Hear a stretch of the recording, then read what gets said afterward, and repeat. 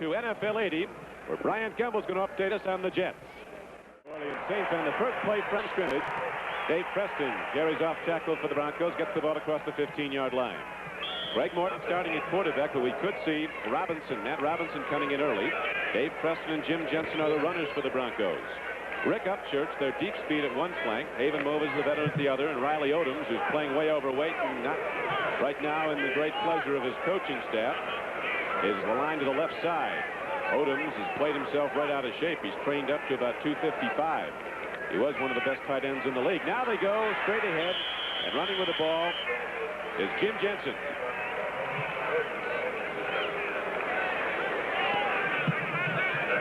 Here's the defensive line for the Oakland Raiders. John Matuzak at left end. Say he's having an all-pro year. The young Oklahoman Reggie Kinlaw at middle guard. Dave Brownings at the right end. Ted Hendricks having one of his best seasons. The left outside linebacker. Matt Millen and Bob Nelson, the inside backers. Rod Martin is the other outside linebacker. Lester Hayes with 11 interceptions. He's caught more than a lot of wide receivers. Dwayne Osteen are the corners. Mike Davis and Burgess Owens are the safeties. It's first down and 10 now for the Broncos. They go right back to the run. And Preston, working hard, gets it across the 25-yard line, out close to the 28. Lester Hayes knocked him down.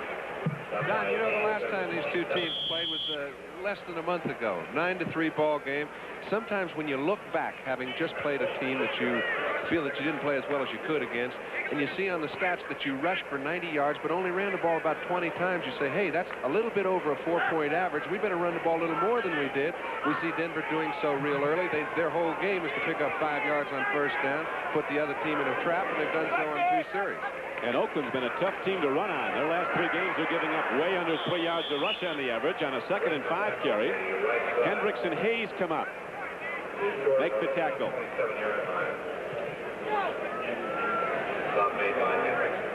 So the knockdown will be at about the 27-yard line, and that'll bring up 3rd down now for Denver. 3rd down and about 3.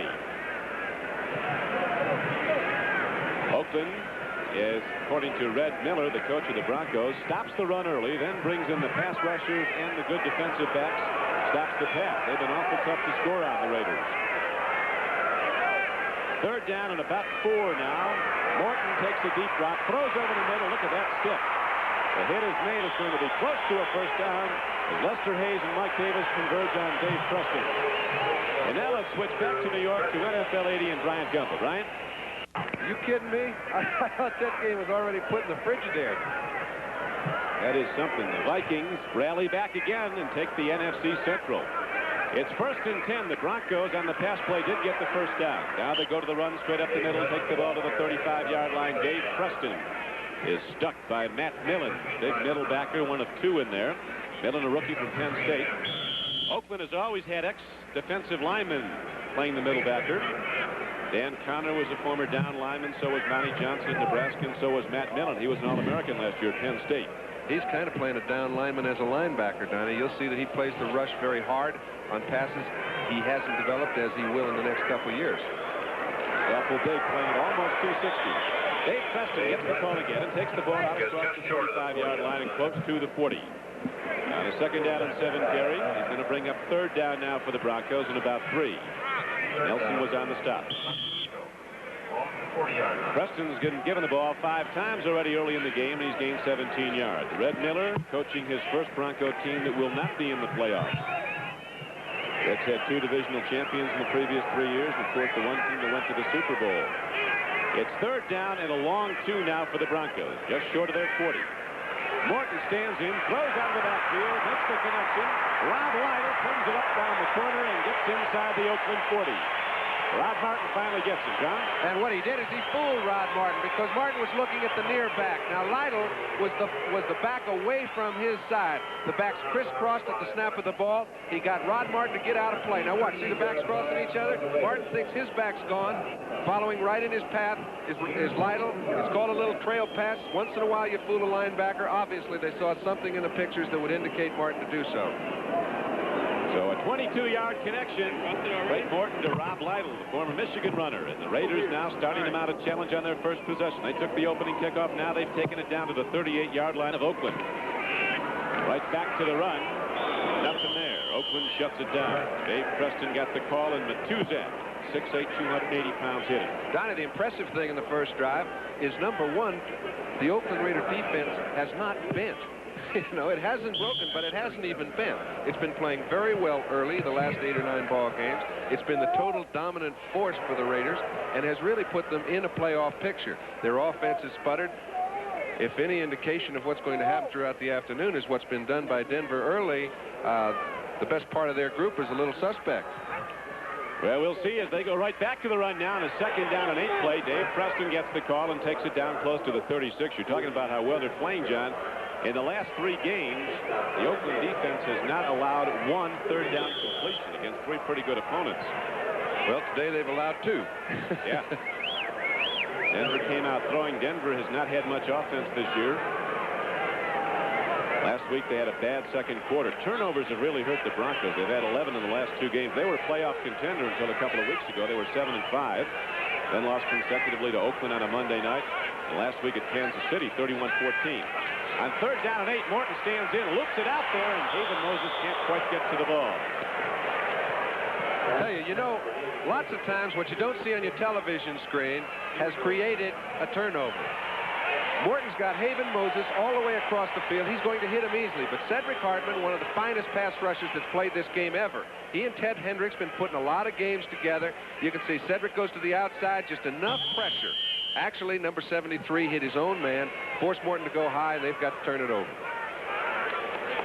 And now we have one of the really great long-range kickers in pro football, a former Oakland Raider, Fred Steinfort, out of Boston College, ready to attempt a long field goal. They're going to hold. Matt Robinson will at the 44-yard line. Oops, what's this? Off. He's looking to throw. He's got him. And this will go the distance. Burgess Owens picks it off. It's a foot race, and Burgess Owens wins going away.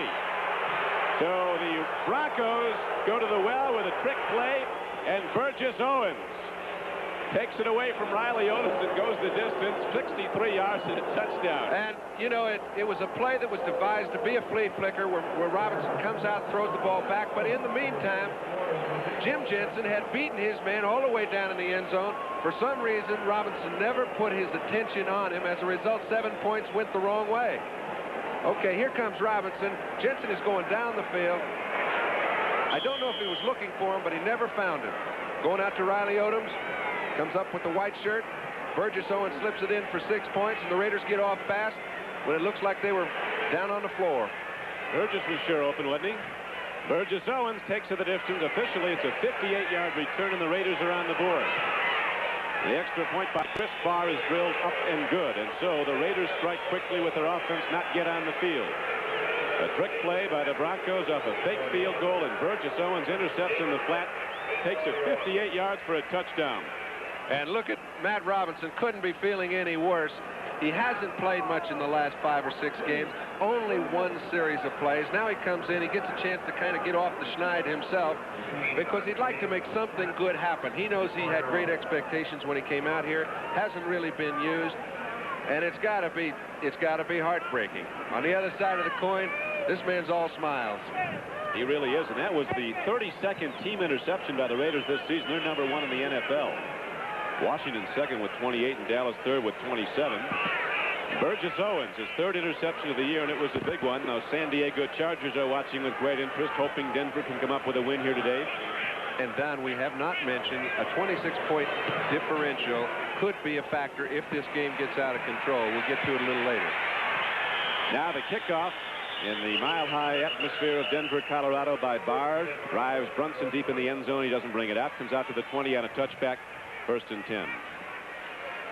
You have to admire Bud Grant and his Vikings. They were seemingly out of it early in the season, and then when the Cleveland Browns appeared to have them put away today, they rally back. Tommy Kramer, 3 touchdown throws in the 4th quarter. I mean, how many times has Tommy Kramer done it to people? I saw him do it to San Francisco 3 or 4 times. Every time they're ready to make a replacement for him, he comes off with a great ball game. It's only a guy that has great confidence in his own ability that can do a thing like that. And my hat's off to him. And here's a throw, and the strike is made. A perfect connection. We'd like to welcome all of you now who've been watching the Vikings and the Cleveland Browns. This is Don Criqui with John Brody at Mile High Stadium in Denver. where the Oakland Raiders, with their offense not yet on the field, lead the game 7-0. The Broncos try to fake field goal. The pass by Matt Robinson was intercepted and subsequently returned 58 yards for a Raider touchdown by Burgess Owens. At 7-0 game. Now the Broncos, with their second possession, they have the ball just short of their 40. It's a great day in Denver. Temperature in the 70s. Unseasonably warm for December. Clear sunny skies, mile high sold out for the 80th consecutive home game of the Broncos. Now the Raiders shut down the run as Rob Lytle tries to go wide. And I'll tell you, it's a rare time indeed when they stuff their middle linebacker, Matt Millen, and still get the sort of pursuit that they did outside. You can tell a team that respects a linebacker by how many people hit him. First Odom, then Jensen. They're going to make sure he doesn't get in on the play. He's been their big playmaker against the run over this whole year, and it's rare when a rookie even plays at middle linebacker, and he's played it very well. He's getting some attention. Big Matt Millen, who came to camp at 271. They brought him down to about 255, starting as a rookie. So now it's going to be second down and about 14. Loss on the play. Handoff goes to Lytle. On a slant play, he comes across the 35-yard line, gets to about the 38. The offensive alignment for the Denver Broncos: Craig Morton, the 16-year veterans at quarterback, Preston and Jensen runner. Pass catchers for the Broncos: Upchurch and Moses, the wide receivers, Riley Odoms at tight end. Interior blockers: Studdard, Vlasic, Bryant, Howard, and Minor. It's third down and 11 now for Denver. We're in the first quarter. 7:40 to play in it, and the clock is running, and the Oakland Raiders lead the game 7-0. Morton stands in, lost one downfield. There's the veteran Haven Moses. Out of bounds at rule. Tried to catch him in between the seam, Don. Just took a little too much off the ball. Had to get it over the first man's head. That's the first mistake the Denver offense has made. The Denver defense hasn't been on the field. It's 7-0. It's our first punt of the game now. Ira Matthews back deep for the Raiders. Some big scores in today. They're all big coming down the stretch with a lot of teams vying for the playoffs. Houston beating Green Bay 22-3. Pittsburgh scoring twice in the fourth quarter to stay alive, beating Kansas City 21-16. Luke Prestridge, who hits it a long way. He's the second punter in the AFC. Drills a line drive way downfield. Ira Matthews at his 6. Here he comes. 15 to the 20, and Matthews turns the corner, gets across the 30, and is run out of bounds at the 31-yard line. So the Raiders send their offense on the field for the first time as they're in the lead. 7-0. The punt 55 yards, but Matthews brought it back 25. We'll be back at Mile High Stadium after this. Colorado, Don Criqui with John Brody. The Oakland Raiders offense just coming out on the field. They've not yet had the ball for a play from scrimmage, and they lead the game 7-0 on Burgess Owens' 58-yard return of an intercepted pass. So we got something good going here right now as the Raiders looking to keep pace with San Diego. Monken at quarterback. Handoff goes to Arthur Whittington right up the middle, and he takes the ball to the 35-yard line. The Oakland offensive lineup: Jim Plunkett at quarterback, Arthur Whittington starting backfield and replacing Kenny King. Mark Van Egan is the fullback. The wide receivers for the Raiders: Cliff Branch will be on one flank, Bob Chandler on another.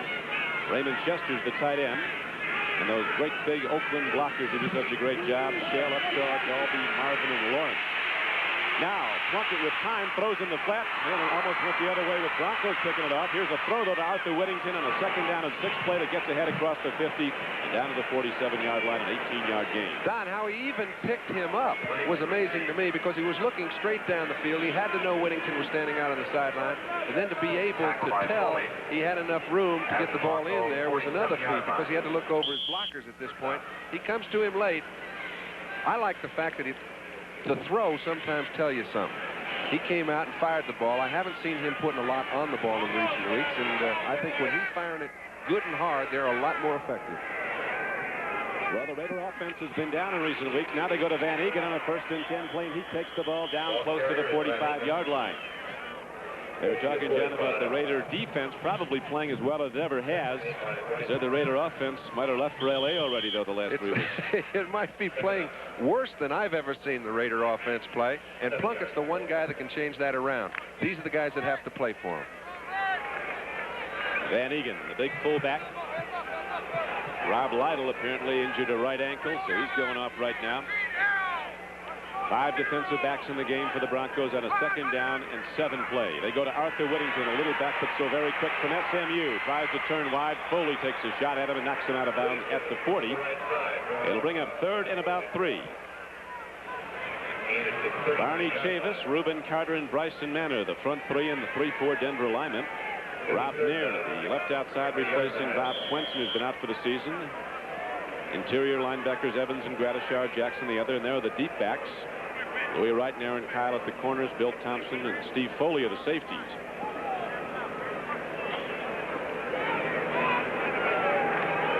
I don't think there's a healthy back in the whole stadium, let alone on either ball club. The Broncos have lost just about all of theirs at one time or other this season. Kenny King not playing today for Oakland. Here's a pitch back, trying to go wide with the ball.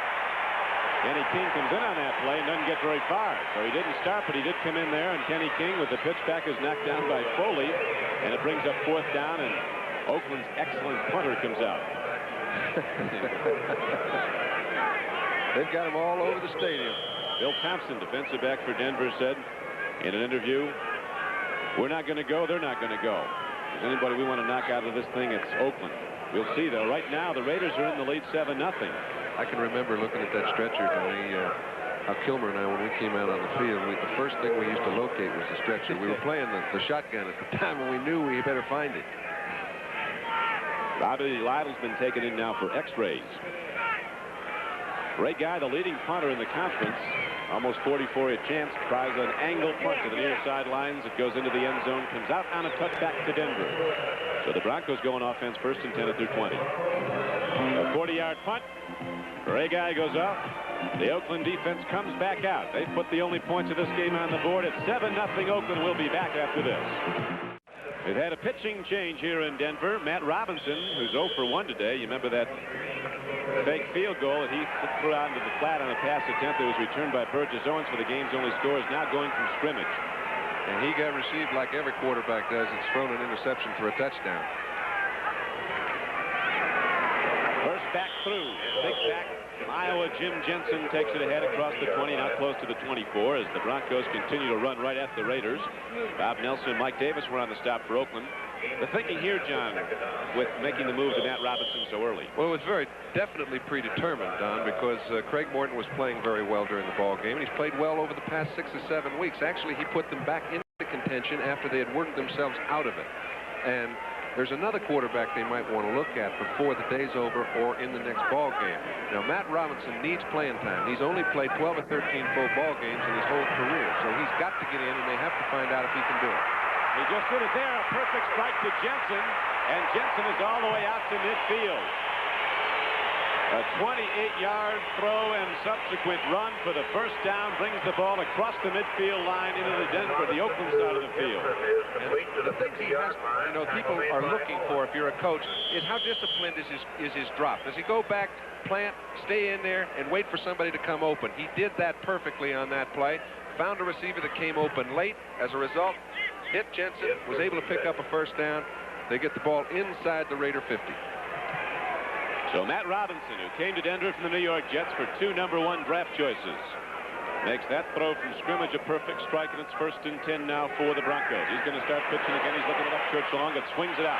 Jensen out of the backfield, gets the ball. He's inside the 40. It's another Denver first down. I'll tell you what I get the feeling of. Sometimes an interception pass, even though it scores 7 points for the other team, can do more for an individual. When he got the reception he got, if Matt Robinson is made of what I think he's made of, it made him hot. And you find a quarterback that's hot and says, "File it, fellas, we're just going to have a go at him." And if he's got that sort of maturity after 4 years of play, the Raiders could be in for a lot of chasing throughout the afternoon. I've seen it happen more than once. I've always thought Matt Robinson was an excellent prospect. He's had 6 weeks to sit on the bench and think about it. Now he's got a chance to do something about it. He came out of the University of Georgia, a relatively low draft choice of the Jets, but distinguished himself in limited playing time. And then there was the controversy last year whether or not he should be starting or the incumbent should be going with him. They finally kept Richard Todd and traded Matt Robinson out here. This time Preston's run is knocked down by Dave Browning at about the 33-yard line. Robinson likes to take a nice deep drop, look over everybody. He's a strong arm quarterback. Everybody does. It's nice to look over everybody, but he is. And this is a tough team to get a look because the Raiders are right up there among the leaders in sacks. San Diego's #1 with 58. Oakland has 46. They had 33 all of last year. They're third in the NFL right now in sacks. Here's Jensen running hard, and Browning finally runs him down, but he's inside the 30 on a 2nd down and 6 carry.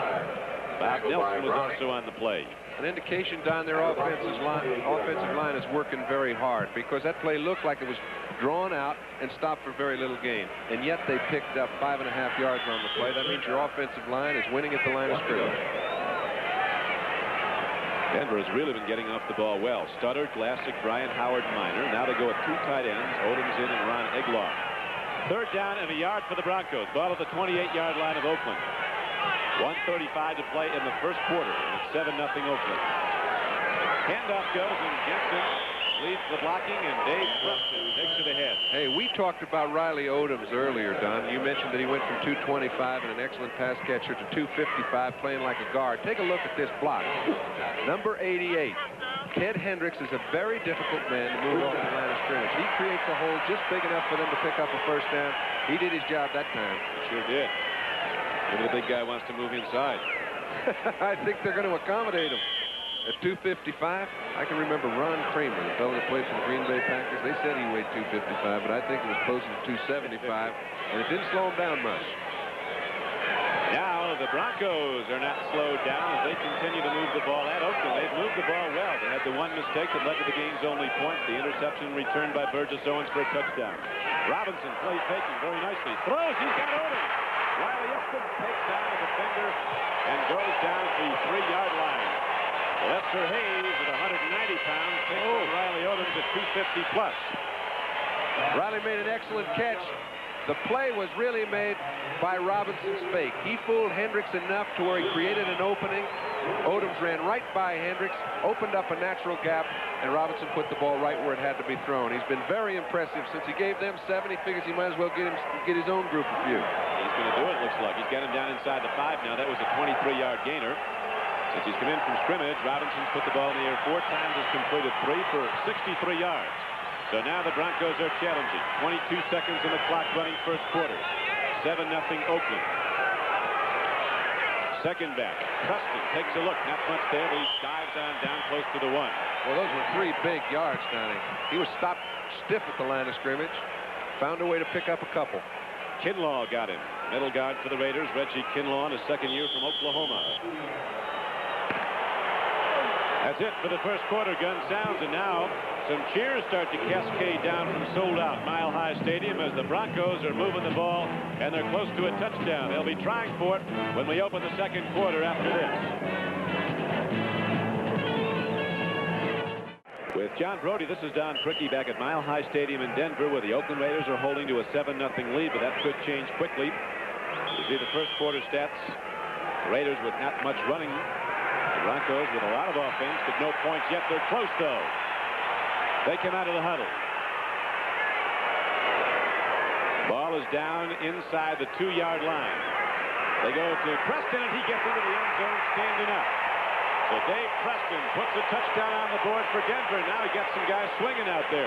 Listen, this game, these people are geared. The oxygen level's very low up here in Mile High, but it's lower down there on the field for each individual player because of the importance of the ball game. And the impressiveness to me is the way 2 young offensive linemen have played during that entire drive. You've got Bishop on one side and Kelvin Clark on the other, a 2nd-year player out of Nebraska. They're pushing the Raider defense around, and Preston comes in. You see Riley Odoms, you see Claudia Minor, but the guard is Keith Bishop. He gets a little surge, and they get in the end zone. We're also taking a look at some new people. Keith Bishop at 1 guard for Paul Howard, who's out with the flu. And Kelvin Clark at left tackle, and that was about as good a drive as the Broncos had put up all year. 80 yards in 9 plays. Dave Preston on the payoff end, and Fred Steinfort with the point after. And so, on the opening play of the second quarter, the Broncos tie it up. It's 7-7 at Mile High Stadium. Thanks, Brian. Fred Steinfort ready to kick off now as Matt Robinson shows something of what he's made of after throwing that early interception on the fake field goal. He drives the Broncos down the field and hands up to Preston finally for the touchdown. It's tied. Now Ira Matthews on the kickoff return takes it across the 20. There's also a penalty marker down.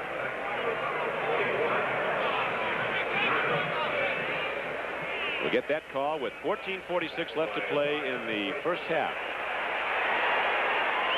Dick Jorgensen, our referee, and a hold is called against the Raiders. They'll close out the regular season next Sunday at Giant Stadium in New Jersey against the New York Giants. You know, Don, I so often hear the term, I think that the Raiders have to win the ball game, so they'll be the team. Holding number 56, receiving team, first down. They'll be the team that's trying harder, therefore they'll be the team that wins. I found it to work just the opposite on several occasions. Sometimes you want to win so bad, you're not quite willing to take the chances you have to take to play this game effectively. And I can point back to ball games throughout the year that have been played in key situations. 10-7, Buffalo and L.A. last week. You see these guys 9-3 the last time they played. 6-0, Pittsburgh and Houston. I mean, you can see it all up and down the board. The Raiders are going to have to come after it and start firing the ball the way Plunkett did the first 3 games he got into the game. Well, he goes to Arthur Whittington on that first down play, and Whittington, taking the ball out from his 11-yard line, gets it out close to the 14. Number of plays, the Broncos have controlled the ball and the clock. Sure, but not the scoreboard.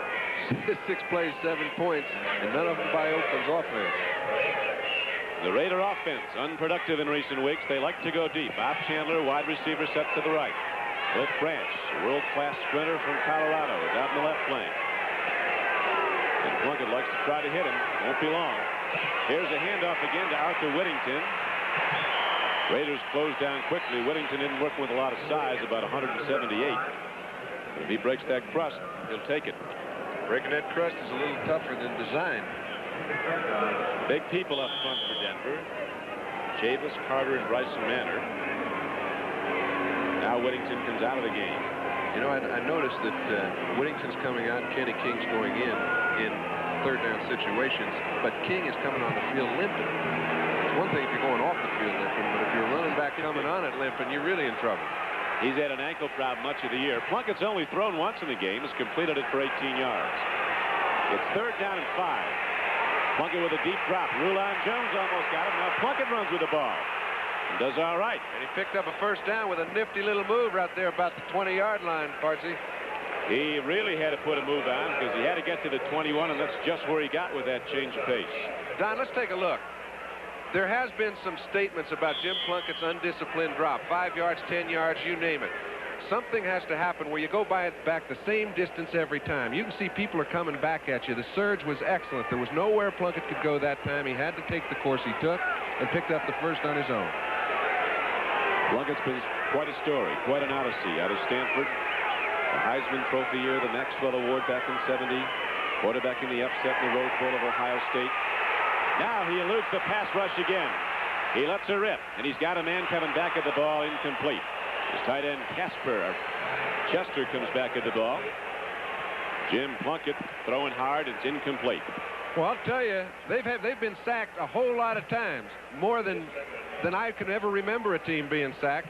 But you can take a look. When a man's coming from your blind side, that time Joe Rizzo, number 59, for Plunkett to be able to feel him and get away from him, get the ball back to the line of scrimmage is quite a play. So far, the comments that are made about Jim Plunkett not standing in the same spot where the offensive line feels secure with him around him doesn't come into play because they've been back there as quick as he has. He's moving well. Now it's going to be second down and 10 for the Raiders. They go to the run. Here's Kenny King turning the corner, bad ankle and all. The Denver Broncos are giving away nothing. Tom Jackson, who's as fast as most of the wide receivers in this league, comes from the outside linebacker position. He really wants to beat the Raiders. We don't go, they don't go, says Jackson. Contrary to what the Raiders would like to do, Donnie, they're going to have to fire that ball up because when you have 2 running backs, both Whittington and King are hurt. All right? They don't feature the run that much when they're healthy. But when they're hurt, they better put the ball up. Raiders now send 2 wide receivers out to the right. Chandler is wide. Branch is in the slot.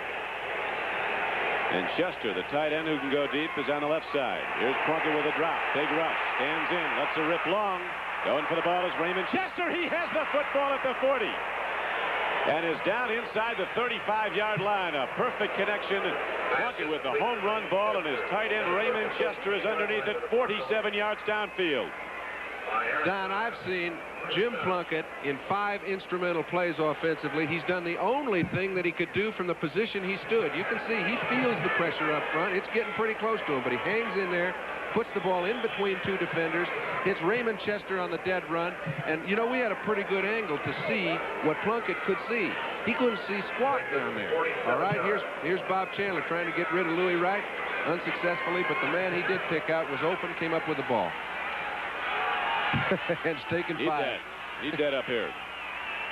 And now the Raiders get their first big play from the offense of this day. Game is tied 7-7. Plunkett taking a look again, wants some more of it. He's got a man open. Derek Ramsey, another tight end in the game, going for the football. Ramsey was wide open. The former quarterback at Kentucky, a tight end at Oakland. He had the defense put away. You got that straight, and Plunkett threw the ball straight over Ramsey's head. It's the toughest play in the world for both a quarterback to throw and a receiver to catch. If you can't find the ball, you can't accelerate to get it. And when you're looking straight back over your shoulder and the ball's coming right over the back of your head, to find it is tough.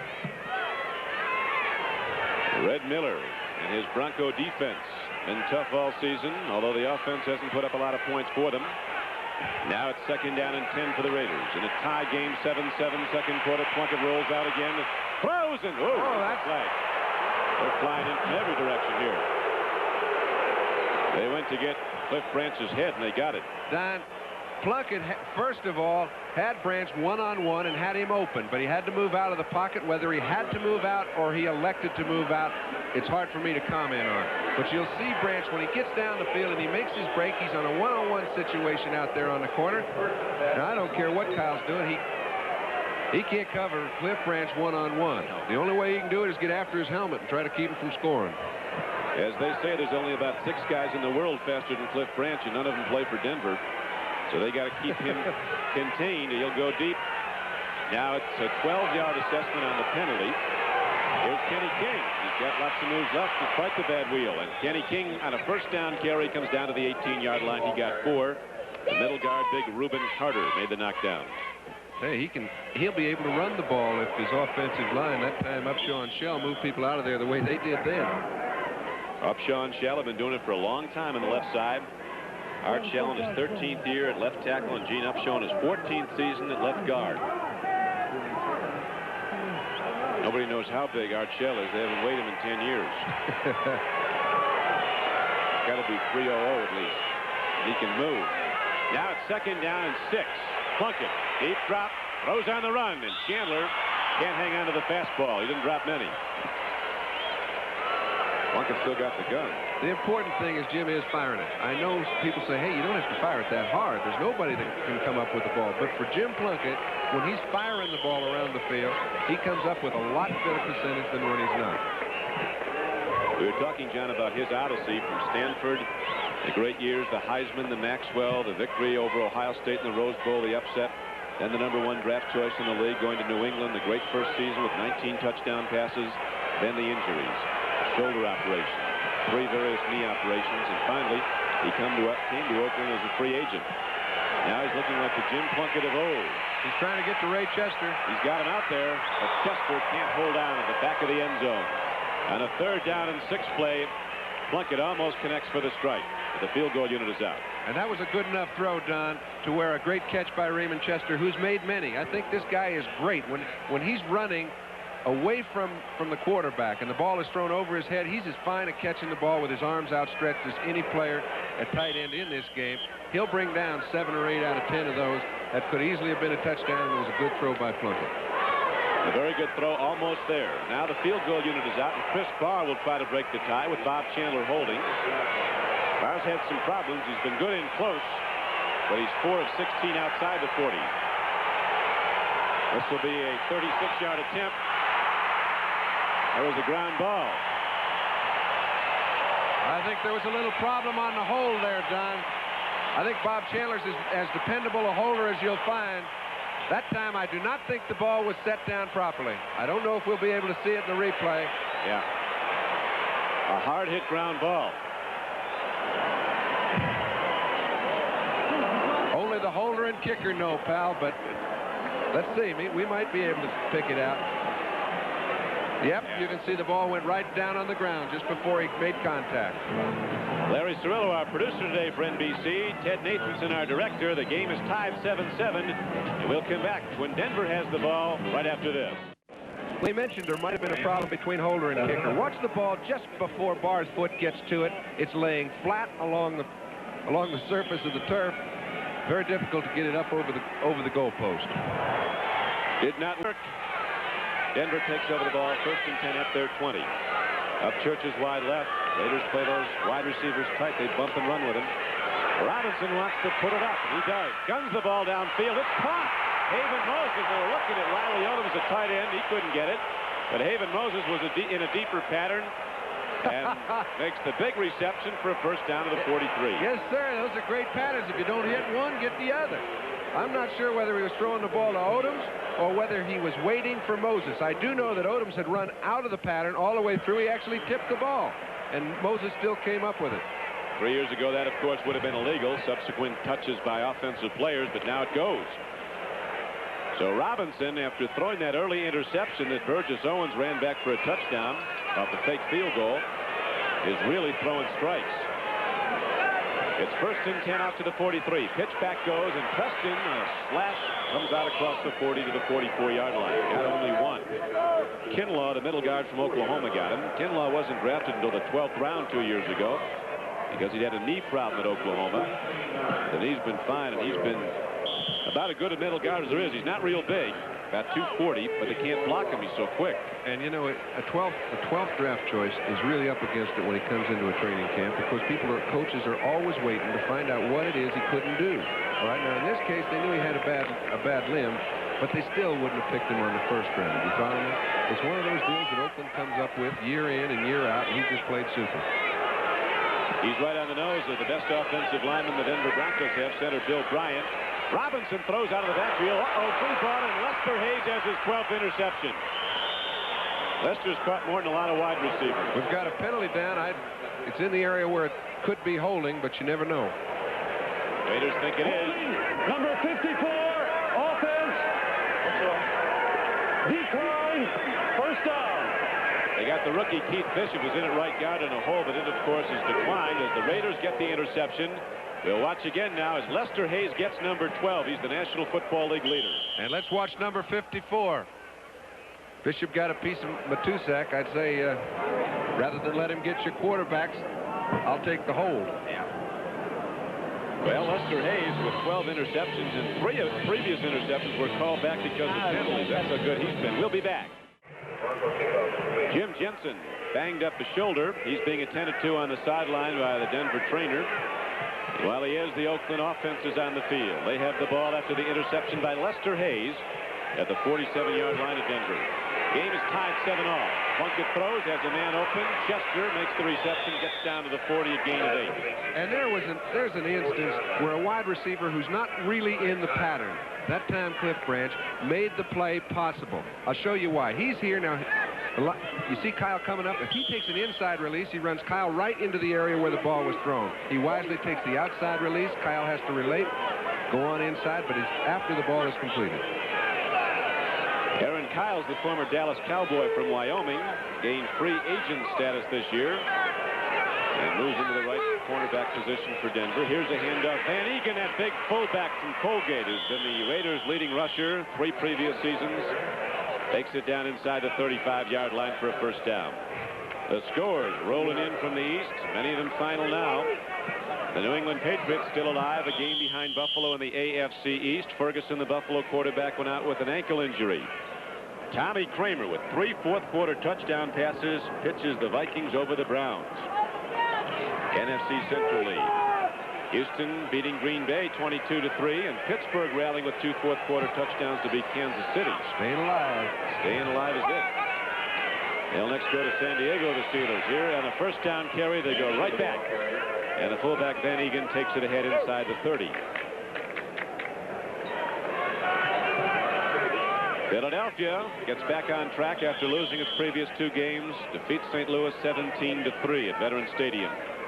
Atlanta wins the first divisional championship in the history of the franchise, routing San Francisco 35-10. And they didn't just eke in either. No, sir. They're probably the best team in the game right at this given day. Well, the New York Times football computer, which puts everything into it, as New Orleans winning its first game, ranks Atlanta as #1. Out of the backfield comes Van Egan. The throw from Plunkett's a little low. Incomplete. And a 2nd and 5 play. It'll be 3rd down and 5. You got something going at Soldier Field in Chicago in the 4th quarter. The Bengals and the Bears tied at 14. Cleveland has to go to Cincinnati next Sunday. It won't be easy. Donnie, and meanwhile, here at Mile High Stadium, we just saw an illustration of poor communication between quarterback and receiver. It's one of those things that happens when the guy's so wide open, he forgets to continue with his pattern, and he stops just as Plunkett let go of the ball, and a simple little completion and a big 1st down turns into a 3rd and 5. And he'll probably be thrown again. Here goes Plunkett taking the deep drop on 3rd and 5, stands in, gets it away, and did well to do that. Coming on a linebacker blitz was Nairn, number 58. Got to Jim Plunkett just as he was releasing the ball. Now the field goal unit comes back out, hoping for better things. He's seen some real bad field goal attempts today. Remember the first one of the day, a fake. Robinson throws, Burgess Owens intercepts. 58 yards untouched for the first score of the game for Oakland. And then the previous drive, Chandler put the ball down, lost it. Chris Barr kicked a ground ball. Your holder's a very important part of the team, and he's been one of the best holders in this game for a long time. That Rocky Mountain Thunder starting up as Chris Barr is into the ball and drills it right through. A 44-yard attempt, and Barr is right there, and he breaks the tie with 5:55 left to play in the first half. The Oakland Raiders take the lead at 10-7. Looking down from the sideline here, Brian. It's tough. That guy a package. Right now, Chris Barr, who just hit the 44-yard field goal, kicks off. You see it from the ground level as the receiver sees it. It's taken by Larry Brooks, and he won't bring it out. It's out to the 20 with 5:50 to play in the first half, and the Raiders now in the lead 10-7. Mile High Stadium sold out again on an unseasonably warm day in Denver. Temperature in the low 70s. Coach Miller, in his 4th season, disappointed his team will not be going to the playoffs. The Raiders right now in the lead in this game, 10-7, looking to keep pace with San Diego. Raiders need a win to stay atop the division and a tie with San Diego. Matt Robinson has thrown 6 passes. Not one's hit the ground, 4 completed, 2 intercepted. Got a problem here. Throws it out to Preston. Incomplete. It'll be 2nd down and 10. Now let's go back to New York to NFL Bryant Gumbel. Bryant? Well, the Denver Broncos break the huddle now. 2nd down and 10. The Broncos with turnover problems in the recent weeks. They've turned the ball over now 13 times in the last 3 games, including this one. We have 5:54 to play in the first half on 2nd down and 10. The give is up the middle. Preston carries across the 20 and gets to about the 22. The Raiders in the last 3 games are allowing the opposition on the average only 2.6 yards a rush. Then they've been intercepting more than any team in the NFL when they forced them to throw. On that play, John Matuzak and Reggie Kinlaw were on the stop. You know, Don, in talking to Charlie Sumner, who is their defensive coordinator, he has his statement is that the simpler I keep it, the better these guys play. And Cedric Hardman is one who has given Charlie all the credit. He played in San Francisco for a number of years, and he said, hey, there is no doubt in any of our defensive players' minds as to what we're supposed to do because the assignments are so simple. Well, they have the pass rushing group in there now on 3rd and 7, and something about that look doesn't please Matt Robinson. While we have a break in the action, let's go back to New York and Bryant Gumbel. 5 minutes to play here at Mile High Stadium, first half. Broncos are trailing in the game 10-7, and they have the ball at their 18-yard line. It'll bring up 3rd down and 12 as the Raiders put in their pass rushers. Cedric Hardman at right end, Dave Browning at right tackle, John Matuzak moves into tackle, and Joe Campbell, a former #1 in New Orleans, who joined the Raiders this season, is in at left end. They got those linebackers, and here they come. Here comes Hendricks. They pick him up. Not for long. Free ball. Looks like the Raiders might have it. No, Broncos got it back. But they'll have to kick it away, and the Raiders should come out of this with good field position. Hendricks coming on a blitz, jumped right over the guy blocking him. Well, what he does is he tries to work on a mismatch. He tries to work it so that he's running against a back. That time he was able to do so. They give him a lot of leeway. They let him take whatever hold he sees fit to take. You can see when he gets back there, he just went right around the left guard. Or the center, that's Bill Bryan, who's been having a fine year, but he didn't have a fine play. A lot of Raiders sneaking around the quarterback there. Ira Matthews is back deep. Luke Prestridge ready to punt from his end zone. Raiders put on the big rush, and Prestridge unloads. Drives Ira Matthews back to his 34. Here he comes. And Matthews darts ahead, gets across the 45 of Oakland out to the 47-yard line. So, a 57-yard punt by Luke Prestridge and a 12-yard return, and the Raiders are set to go back on offense with a 3-point lead. Rod Lytle back on the playing field. That's good to see. He was taken off for a check of a bad ankle, and Dan Pastorini back in mobile.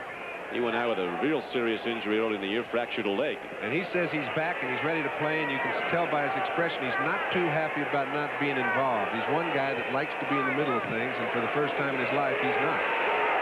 Jim Plunkett's there in his stead, and Rulon Jones, the big pass rusher, the rookie who they're so high on, shows his stuff. They say Rulon's tough. He'll take on a moving car. Well, they didn't let him play early in the season, Don, because they said he doesn't practice very well. He's a bit lethargic when he's in practice, and they didn't really know the reaction he'd have when he played in the game. You can see he's quite active once he gets in the game, and it's really given Red Miller a chance to use those two three-man defensive lines that he likes to alternate, which puts pressure on the offensive linemen, because when they're playing against someone different, it changes the way they have to play. Right now, we pause briefly for station identification. This is the NBC television network. This is Channel 4, KRON-TV, San Francisco. After the sack, it's second down and 19 for the Raiders, and Jim Plunkett, looking at that big pass rush, down in the 3 points and ready to come, calls a timeout.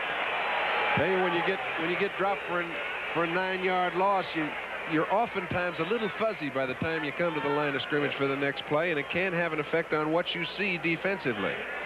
Either that happened or possibly delay a game. He just didn't like what he saw and let it run out. He did. Didn't use the timeout, took the 5 yards instead. So instead of second and 19, he'll give it a shot from second and 24. Still better than wasting the timeout.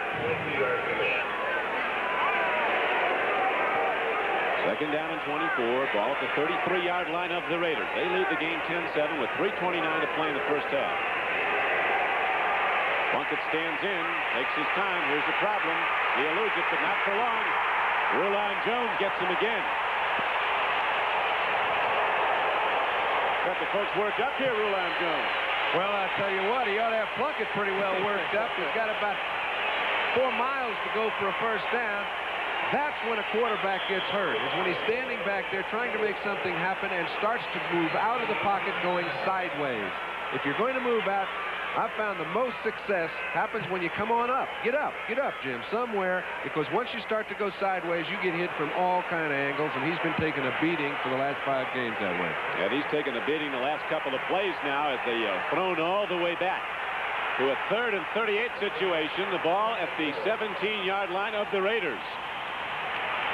They just look for a little room. Arthur Whittington doing his best. There's not much there. He got to the 21. Don Latimer in the defensive line made the stop. Going to take a 36-yard punt to get back to the line of scrimmage. Boy, isn't that the truth. So Ray Guy will come in now to hit it as far as he can. As big Rulon Jones from Utah State, a rookie.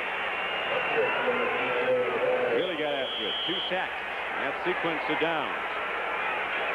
This is Ray Guy's second punt of the day. His first was for 40 yards.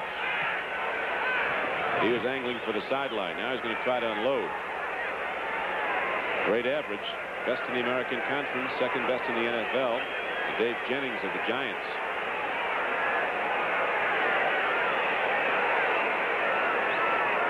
Rick Upchurch is way back for Denver, standing at his 27-yard line. 2-minute warning is given as the Raiders let the clock wind down to 2. Their 3-point lead still on the board. It's 10-7 Oakland. The Raiders trying to keep pace with a win here today. Remain in a first-place tie with San Diego with a week to go. Sam Bogosian talking to his offensive lineman. He's got a lot to talk about. You know, some of it's Plunkett, and some of it is the offensive line. What is evident is the communication is not there between quarterback and offensive line in throwing situations. Running the ball, they're moving off the ball, they're moving people around.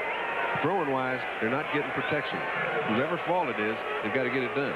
Well, they've had some sack problems this year. They came into the game with their quarterbacks at Oakland sacked 41 times. Extraordinarily high for a Raider team. Ray Guy standing back at his 8-yard line, gets the snap. Doesn't go too far. They were moving on the ball and almost got a piece of it. Ball is taken by an up back and coming up the field with the ball. Mike Harden, who gets it across midfield down to the 48. Now let's go back to New York after a 38-yard punt to Bryant Gumbel. Bengals are getting tough down the stretch of this season. They're not going to go to the playoffs, but they're going to decide about some other teams, maybe Cleveland. They'll be playing the Browns next week. Here's a handoff to John Keyworth on a first down play for Denver, and he takes the ball inside the 40 and is thrown back. Lester Hayes, who had his 12th interception of the year earlier in this game, made the tackle. Steinfort is getting ready for some long-range duty if need be, and he can do it. Has an unbelievable record this season from way out. On second down and 8, a throw goes up the middle. Free football. It's up for grabs, and the Raiders have it. Look at that ball, beautifully picked up by Mike Davis, the strong safety. Never broke stride. Got it on the one hop, and now the Raiders turn it right around and get the ball at their 48-yard line. Very well executed play by the offense of Denver until he got hit. That's the third turnover in bad situations when it looked like they were moving. Third turnover of the game, 2 interceptions of Matt Robinson. Now a fumble recovery, and Oakland has the ball back. Pressure today, smiling about it. Well, he's all right. I think what happened is his life gets very rough for a quarterback, as we see Tom Glassick, who also got shaken up on the play when you've thrown an interception. He comes back, and you'll notice he's standing extremely still in the pocket, which is an excellent quality. Now the ball gets dropped. As it does, a lot of times the quarterback's about the only cat in town left to make the play. He sticks his head in there and almost got it knocked off. The Raiders had the ball with 1:27 left to play in the first half. They're in the lead 10-7. Right now for an update on NFL 8, let's go back to Bryant Gumbel in New York. Okay, Bryant, here we go at Mile High. 1:27 left to go in the first half. Raiders have the ball. Their 48-yard line. Plunkett. The deep drop. He knows what's coming. Swings it out to Mark Van Egan as fullback. A couple guys knocked him down, and Van Egan gets ahead for 11 yards and a first down down to the 41. On first down, Donnie, and they've got to hurry up, so it won't take long saying it. Mark Van Egan has been open on play-action passes throughout the entire first half. It's the second time they've elected to go to him, the first time they've hit him. The lights are completely out right now for Tom Jackson. And a lot of people down on this one. 1:13 left to play in the first half. Tom Jackson attended to was shaken up on a block. So we'll be returning to Mile High Stadium, and when we do, it'll be first down for Oakland at the 41-yard line of Denver. The preceding announcement was furnished as a public service by the National Football League. With John Brody, this is Don Crickey. Tom Jackson up and okay coming off the field. We watch Van Egan. Boy, when you get somebody in the middle of the field, the action level starts from all different directions. Van Egan got hit pretty hard by 2 linebackers that are exceptional. One of them didn't come out of it very well. He'll be back. He will stick his nose in there right into a buzzsaw. Look at Cincinnati. Beats the Bears. Jack Thompson got him off fast. He's going to be a good one. Same throwing Samoan from Washington State. Here's Plunkett now. First and 10. Lets her go long. Branch is out there. He's inside the 20. And Cliff Branch is down to the 15-yard line. The clock winds down to 1:03, and it's stopped by an Oakland timeout. A 26-yard gain. Here it is again, John. Cliff Branch ran a superb pattern. It was very easy. When you get somebody in motion, they can get away from the linebackers. He's coming right across Plunkett's face. Jim had no problem finding him, less problem hitting him. They pick up a big first down about the 16-yard line. They've got 2 timeouts left and a whole minute and 3 seconds to play with.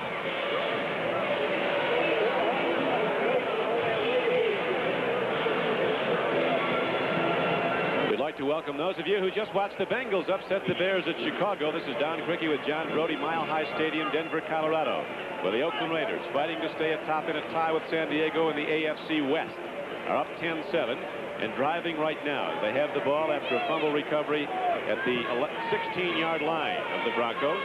And the impressive thing to me as we look at Jim Plunkett is the attack the strategy of the attack. They have thrown the ball. They have been a lot more creative than in the past 4 or 5 weeks. Plunkett has thrown the ball well when he's had time. A couple times it's been a little skitterish between offensive line blocking and his time to throw, and he's missed a couple receivers, but they are firing the ball around. So the Raiders, with not a lot of time left, 1:03 left to go, are challenging again and again. They send their 2 wide receivers out wide to the right, Chandler and Branch. The reception for 26 yards a moment ago by Branch was his first of the day. Plunkett on first down from the 16, is going to run the ball. He's got some room. He had room to go a lot farther, it looked like. Well, it looks like there's more room than there actually is if he did commit to run, but I believe he had enough room, as you said, Don, to slide it down there within 7 or 8 yards of the goal line. But when you get your attention on a receiver, it's hard to take it off. Next Saturday, start your day with NFL 80 and host Brian Kemble, bringing you all the inside news on the climactic final weekend of the regular season, plus a special feature on the sounds of football. Then stay tuned for a unique treatment of the game between the New York Jets and the Miami Dolphins from the Orange Bowl. Immediately following, it's college basketball as the Indiana Hoosiers meet the North Carolina Tar Heels. All here on NBC Sports next Saturday. On 2nd and 10, Plunkett takes a look, swings it out.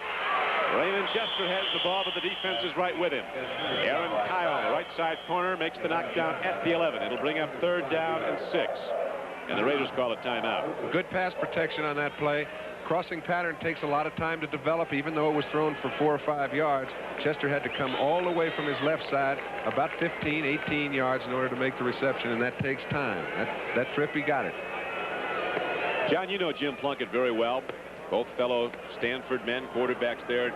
You know what he's gone through, the long road back after the injuries, ultimately coming to Oakland as a free agent. How's he handled it all mentally? I think, you know, if I've ever had, you know, when he got traded from New England, Don, he got traded for a couple firsts and a couple seconds. Yep. It wasn't like getting rid of somebody that couldn't play. He got let go from San Francisco in what I think was a wrong move. And since he's been in Oakland, he's steadily come back. Now, he's been in a slump for the last 4 or 5 weeks, and I think sometimes it's hard for Jim to come out of slumps because he introverts. I know how I was. If things were going bad, I'd shake him up. I might start pointing fingers. And he just will not do that. He will not do that. He will not blame anybody else. He takes it all on himself, and I think sometimes it creates more problems. I find today that from where I'm looking, his attitude is one, hey, I'm going to go out and fire the ball. We're going to see what happens. And I think it's very encouraging if you're a Jim Plunkett fan. Well, he's quite a guy. He grew up in San Jose, California. His mother's blind. His father's partially blind. Helped work his way through high school, working every day in a grocery store, before and after school. Rose to the heights in 70. Here's the throw for a touchdown in the end zone to Bob Chandler. They're going to give it to him. His feet looked in. They've got to give it to him. He caught the ball. Do. What? Now the hands go up. A slight delay, but the hands are up. Well, nobody touched him. Nobody ever made the play on him. All he had to do was kind of roll over, but nobody made the sign because they felt the ball was on the 1-yard line, Donnie. Finally, he just kind of sauntered in. Let's go back. We mentioned Plunkett's been throwing the ball and firing it. Now, this ball is fired. You have to do it when you're in traffic. Chandler catches it. His feet are in. The rule stipulates that the ball has to be in. His feet were in and the ball wasn't. He finally does amble over. They've got 6 points. Fisher right there waiting for him to ease on over the line, which Chandler did. So the Raiders now move out in front 16-7, and those San Diego Chargers are throwing things to their TV. Here's the extra point, up and good by Chris Barr. So with 40 seconds left to play in the first half, the Raiders move out in front by a commanding 10-point margin, 17-7. We've seen a lot of turnovers, a lot of big plays in this game, with every reason to expect more.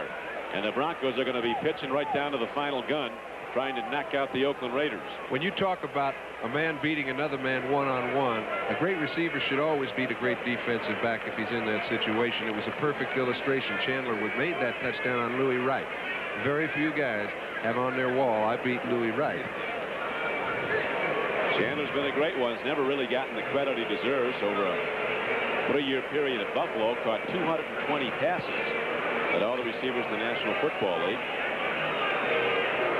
An MVP in the Rose Bowl, Southern California, 2-time captain of Southern California, and he's an attorney. And he's an involved guy. I think that means a lot to a football team, and I think they've acquired 4 or 5 involved people. Cedric Hardman, Bob Chandler, These guys, they come with the group. They'll take them all at Oakland if they can play football. They've got a ton of them. A few Pirates in there, but they all can play. And here's the kickoff now into the end zone, and Brunson thinks about it and says no. So, of course, the clock does not start in the last 2 minutes until the ball is touched in play, and 40 seconds remain with which the Denver Broncos can work. Thursday at 8 o'clock Eastern time, it's games people play with the finals of the 3-ton tug-of-war, where you'll see the New Orleans Firemen battle the Steel Workers from Pittsburgh. Then a fun look at the world's shortest pro basketball team, led by Billy Barty. He comes in at about 4'1". And an inspiring visit with marathoner Peter Stredwick, plus much, much more. Games people play Thursday night at 8 here on NBC. Well, Matt Robinson, excuse me, John. No, that's all right. Ready to pitch. There it is. Preston gets it ahead for 8 yards. Clock's down to 33 seconds of running. Nelson drilled it once farther. Go ahead and throw it, Matt, but get it down the field a little farther. All 17 Oakland points have been the direct result of Denver turnovers. Swings it out of the backfield, goes to pitch John Keyworth across the 30, looking for the sideline, hoping for help from the 12th man. He didn't find it. 14 seconds. Mike Davis knocked him down. Inbounds, and the clock is down to 14, and the Broncos now stop it. Well, they're trying to get some sort of a miracle play that can get them into field goal position. They've got, I'd say, a good 45 yards to go to put Steinfurt in position to kick a field goal, but maybe he will. Jim Plunkett, of course, was a great Rose Bowl player in January of '71. He quarterbacked an upset of Stanford over Ohio State. This year, it is Washington versus Michigan in the Rose Bowl New Year's Day of '81. Starting December 26th, though, NBC is going to bowl you over. First, it's the Fiesta Bowl, with Ohio State taking on Penn State. And on New Year's Day, 3 of the top 5 teams in the country will battle on NBC. John will be down at the Orange Bowl New Year's Day night at 8 o'clock. Bobby Bowden and his Florida State Seminoles go against Barry Switzer and the Boomer Sooners from Oklahoma. And the impressive thing about Florida State is they lost their #1 lineman in Ron Simmons, and they're still right up there with a chance to be #1 in the country. So too possibly is Oklahoma, the national championship quite possibly on the line. On December 26th, to lead off all the bowls on NBC, it's the Fiesta Bowl, Penn State and Ohio State. A good one from Tempe, Arizona. Now it's 1st and 10 with not much time. 12 seconds left. Swing pass goes to Keyworth. He holds on, takes on Nelson, goes down at the 38. And the clock is down to 5 seconds, and the Broncos call another timeout. If I were them, I think I'd foul this half. Let's get in, regroup, see if we can't get something started the next half, because the only thing that's happened to them in 3 situations when they've had the ball right about there is they've turned it over. If they did that, now there wouldn't be time for Oakland to kick a field goal, but they better get it down the field. It's unseasonably warm December in Denver. And temperature kickoff time was about 72 degrees and sunny. It's a little overcast now, still warm. And sold out Mile High Stadium, 11 consecutive seasons. Every seat's been gone. 80 straight sellouts. This is the way football was meant to be played, in 60-degree weather with a perfect turf, which Mile High Stadium has, against 2 teams that really don't have an awful lot of love for each other, but do have a good deal of respect. Do you think the Mile High altitude has much effect on a visiting team? I think if you're here a day or two, you can get acclimated to it, but I do know that it has an effect on the ball. The ball will travel farther up here, even though it's a couple yards. That's a big difference if you're trying to catch it. Kickers like it. You bet. Steinfurt's not doing too poorly up here. Robinson stands in, a home run ball to end the half. Steve Watson is going for the ball. Burgess Owens almost had his second. See, bump me, pal. I lost my second of the day. So the first half ends, and the Oakland Raiders are out in front 17-7, capitalizing on 3 Denver turnovers, turning them all into points. We'll be back with an update on this.